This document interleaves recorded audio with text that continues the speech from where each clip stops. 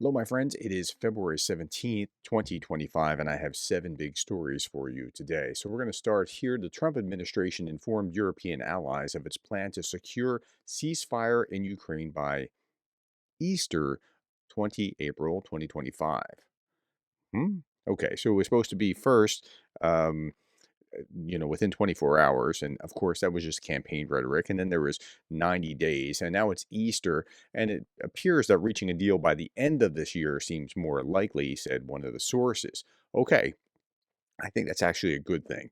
I don't think that a hurry up, uh, you know, quick kind of blitz of a deal is a good idea.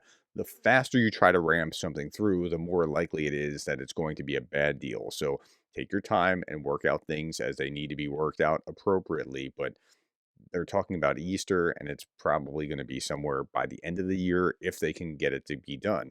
I'm not confident that they can get it to be done, given what Lavrov said, and we'll talk about that in just a moment. Okay, Sweden is considering sending peacekeeping forces to Ukraine after the war. According to the Prime Minister of Sweden, we will take part in those discussions, and of course, that's absolutely a possibility. You also see Keir Starmer saying potentially putting Britons in harm's way is a huge responsibility, but we must be ready to do our bit for Europe. Okay, so other European nations are stepping up. I wish that the United States was like the British in this regard of the support among the British population for sending troops to Ukraine, which continues to grow. And this poll was before the Munich conference and everything that Trump was talking about during the Munich conference. Strongly support is in blue, and you look at these numbers. Conservative and even reform is going to be reasonably heavy as opposed to like, okay, so look at reform, 16 and 19 opposed. That's the worst case scenario. That's better than where we are. And the Conservative Party only 17% opposed, where it's like 60% are in favor of it. I wish it was like that in the United States, where we had that much support for Ukraine. Okay, Ukraine's future in NATO might hinge on another Russian invasion. European leaders will meet in Paris on Monday. On the agenda, granting Kyiv NATO membership if Russia invades again. So, if they create the peace deal and then Russia invades again, then Ukraine gets automatic membership. I guess if that, yeah, I don't know.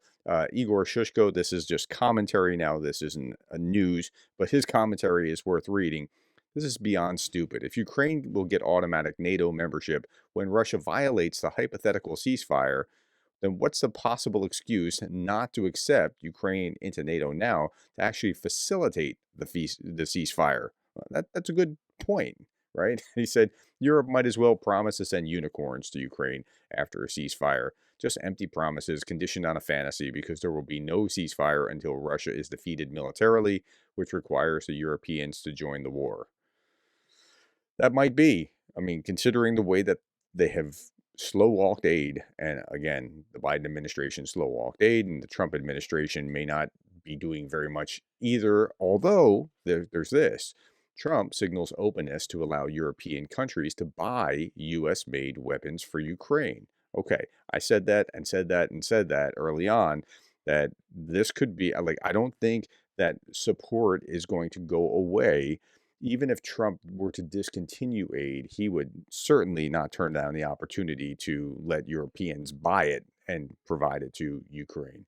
This stance could provide Ukraine with a path to continuing receiving American weaponry, even if U.S. aid is discontinued. Now, let me also say, I think that's unfortunate. I think that the U.S. should provide it because the democracy has been invaded by an authoritarian neighbor.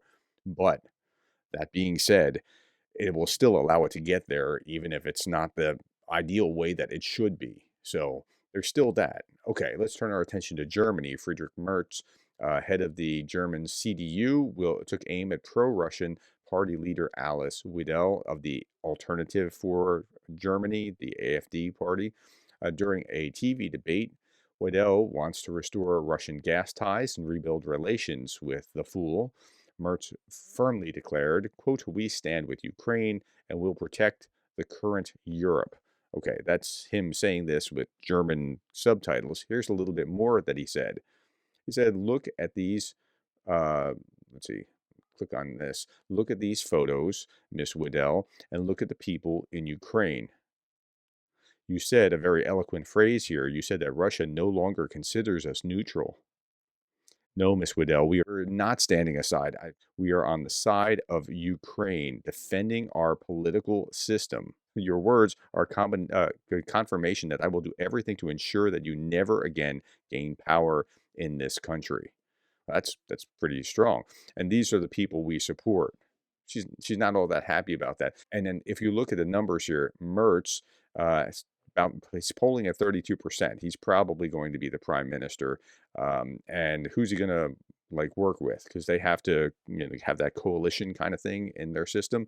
So are they going to work with Schultz's group, or are they going to work with Habeck? I think is that the Greens, and then I don't think they want to work with AFD, but they can have a coalition with any of the three of them, and it's interesting. I mean, they actually do have, as more conservative party, they actually do have something in common here, but it's almost like old school conservatives and MAGA. It's almost like that kind of vibe. Like they're just different, and it breaks out a little bit more cleanly in this. I'm going to be talking to a German professor very shortly on Thursday. I think it is that you'll see this video.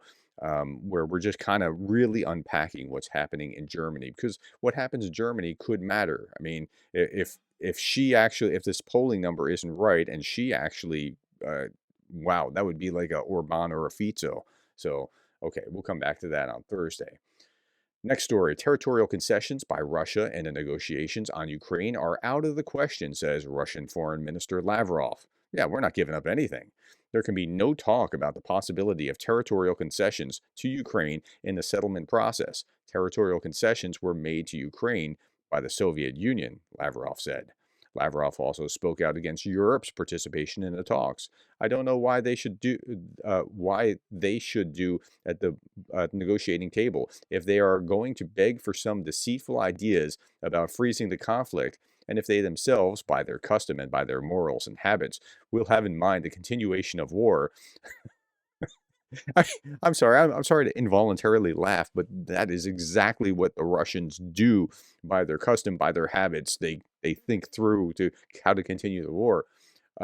Then why should we invite them there? Lavrov added. And then he goes on in another little clip here. Lavrov says, if Europeans aim to freeze the conflict in Ukraine only to continue arming Ukraine, they have no place at the negotiating table. Do you think for a moment that the look, okay, so let's say a deal has just been made today. Do you think that the Russians aren't going to be continuing to create new arms and new weapons and whatever after the ceasefire agreement? Of course they are. Why invite them to the talks if they're pushing for a freeze just to prolong the war? Okay.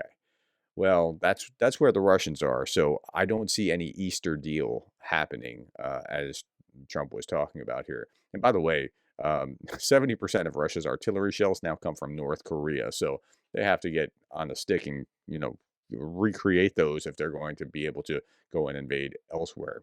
Now, meanwhile, Zelensky wasn't invited to the thing in Saudi Arabia between the Russians and the Trump administration, but today he's signing a historic comprehensive economic partnership agreement between Ukraine and the UAE, the United Arab Emirates, and it's just a free trade agreement, and that's good, that's healthy. Zelensky's been very good about reaching out all over the globe in order to make whatever kind of trade deals that he can. Zelensky arrived in the UAE with his wife. He is not there to meet the Russians, but to focus on investments and economic partnership and humanitarian projects. Okay, next big story. Trump said that he could meet Putin in Saudi Arabia very soon. Asked if Zelensky will be involved in the conversations, he said yes, he'll be involved. But the commentary here was funny how that's even a question. Like, that's it's interesting that people are even having to ask that because, well, I mean, if you're going to kind of broker a deal, you got to, yeah. Okay. Now, why is this all important?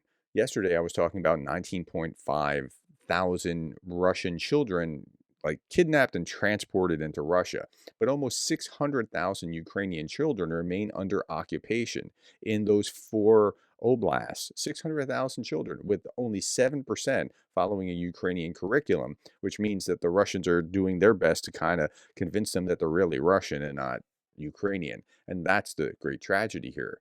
And then I saw this and I thought, wow, this dovetails really nicely with this. Lithuania is a former Grand Duchy of Lithuania, not a former Soviet state. There's a difference. Yes, it's true that they were part of this, but they weren't part of this on their own. They were the Grand Duchy of Lithuania. And going back into the 14th century, Lithuania, Poland was a pretty huge thing on the world stage. Lithuania was illegally occupied by the Soviet Union in 1940. Despite Soviet claims, Lithuania never legally ceased to exist as a state. They were simply involuntarily occupied. BBC World, please take note of the term former Soviet state is misleading because it implies voluntary inclusion in the USSR, whereas Lithuania's status was one of occupation and annexation. And that's what's going on here, occupation and annexation, which is why 600,000 Ukrainian children are being taught to be little Russians. Okay.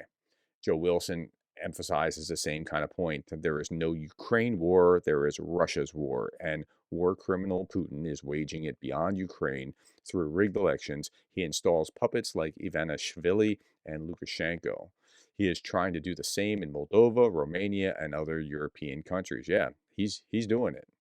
And then finally, we'll leave you with this, my friends. Darth Putin, the parody site, apparently, the art of the deal, is for Trump to concede everything I want before we even negotiate the deal. Okay, let me give you, I don't know that this is true, but let me give you an alternative perspective that somebody's given me before. And that is that Trump was taking away all the objections that Putin might have by conceding all these things, not because he's actually needing to concede these things when he's actually in the negotiating table, but to get Putin to the negotiating table. And then, everything changes because he is kind of erratic. I don't know that that's true. That's just a perspective that another individual had as they were explaining why Trump is doing what Trump is doing. You take that for what that's worth. Might be nothing, might be something. I just don't know.